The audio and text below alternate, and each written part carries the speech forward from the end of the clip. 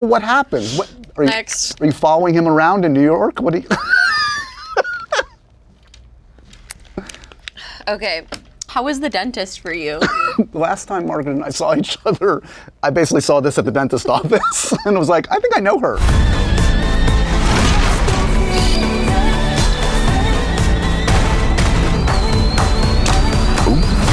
You're fascinating. And you haven't even seen the riddle tattooed on my ass.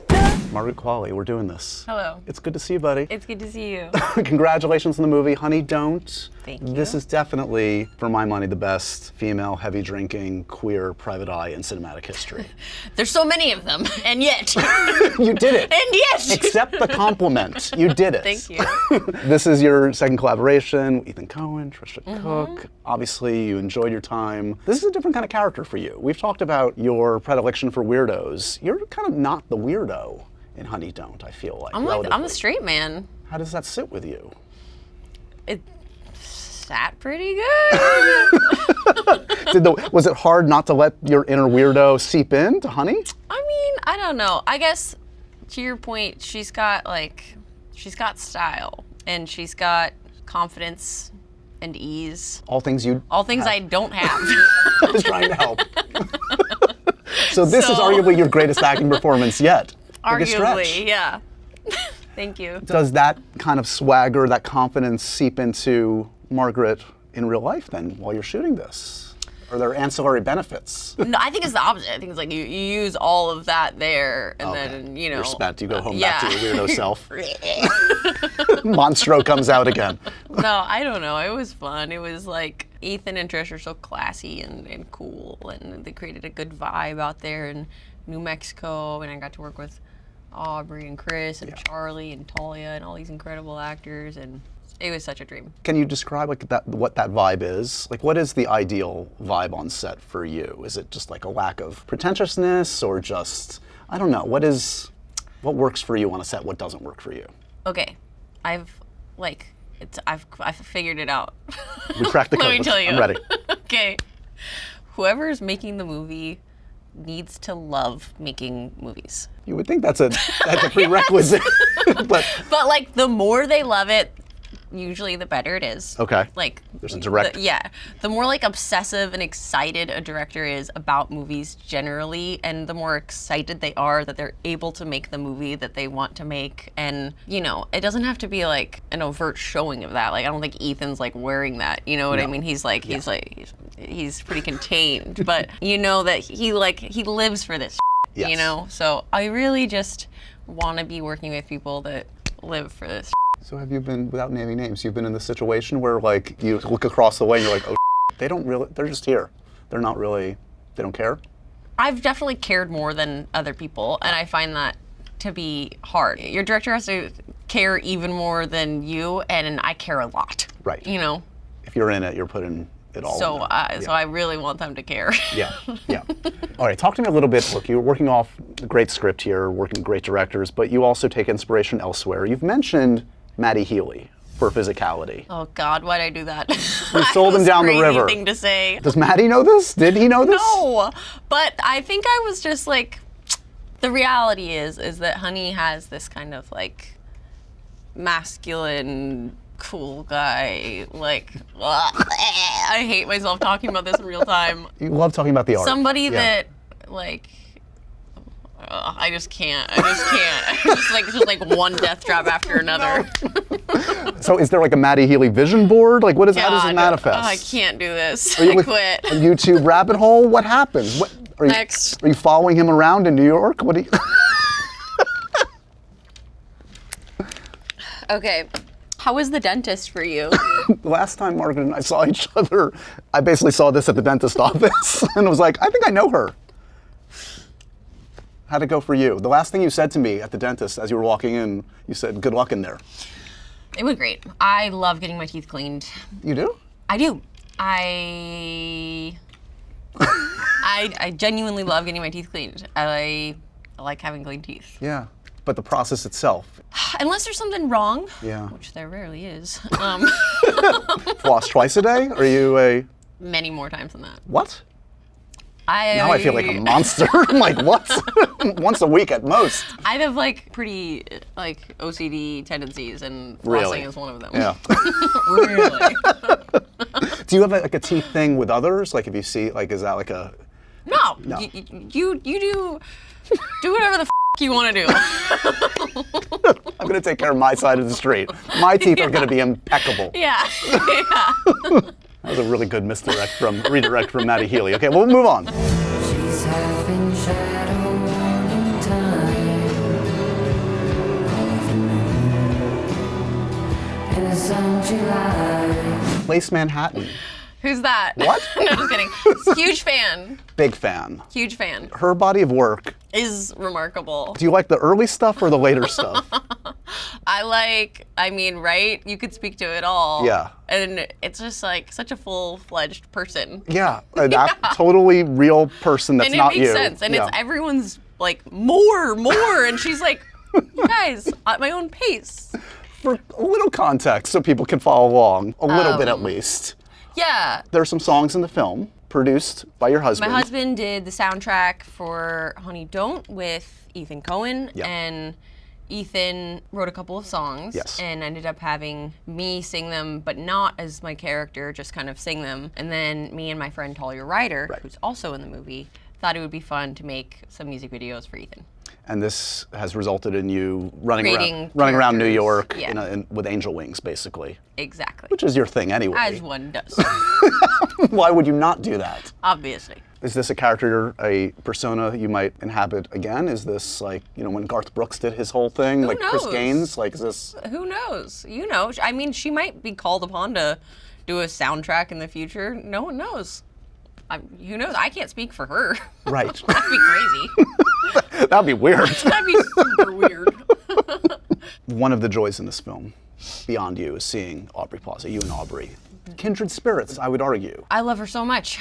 You guys share the same kind of attitude, the same, like, let's f around and go weird. I would like that. That would be an honor to share the same attitude as Aubrey. She's a legend. She's the best. She's the best person. She's most talented. She's Yeah. the coolest.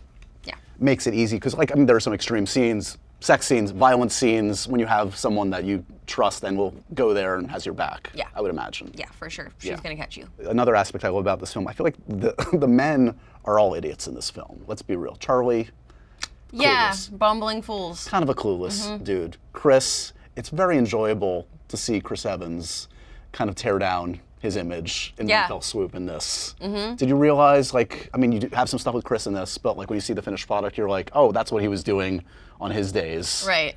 Captain America out there, jostling the Christ's goods. Yep. You said it, not me.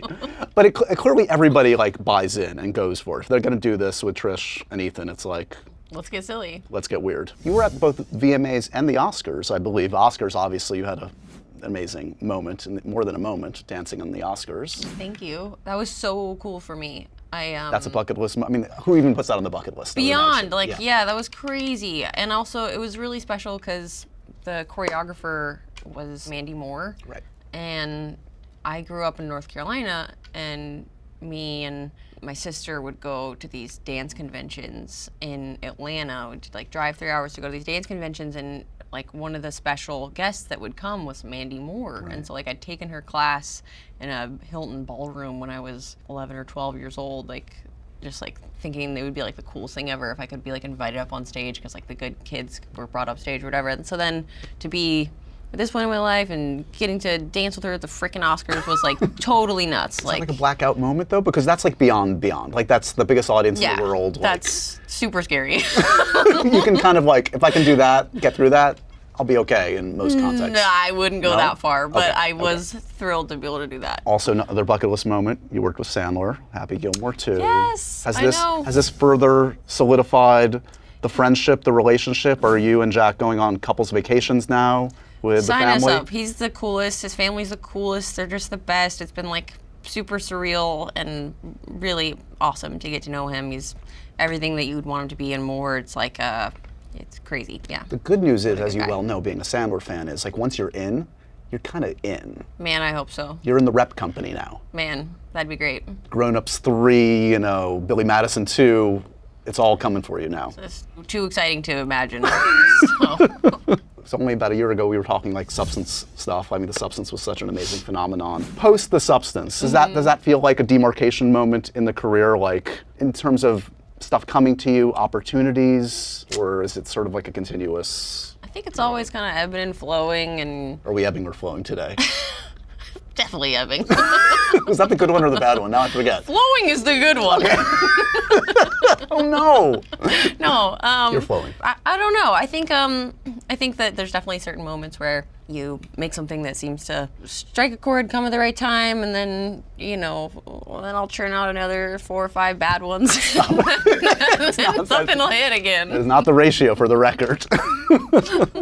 You have worked recently, Ridley Scott. Mm-hmm. That's a different level of scale of filmmaking that I don't think have ever done before. Yeah. Does that also feel like unlocking, okay, so this is how this works, and now I get it. I get how this.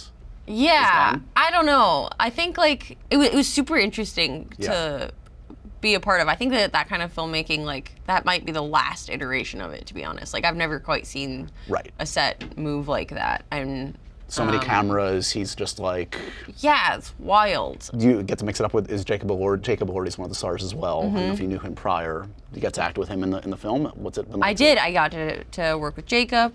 He's lovely, super nice guy. Yeah. He's Australian, he's tall. Always good things. So, we can all aspire to that. Only I was taller and more Australian. That's what he is. You just like to describe your co-stars. Yes, he's brown hair. Nice guy. Nice guy. Good.